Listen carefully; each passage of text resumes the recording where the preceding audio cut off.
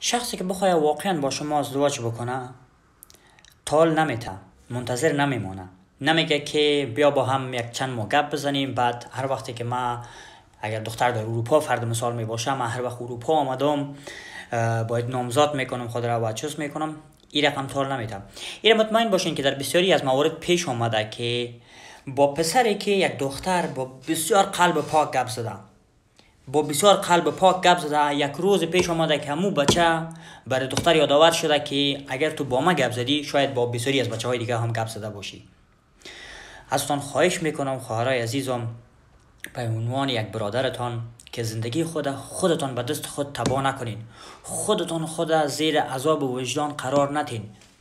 از نظر اسلامی نزدیک شدن و یا هم گپ زدن یک بچه و یک دختر که به هم محرم نیستن بدون کدام مطلب جایز نیست.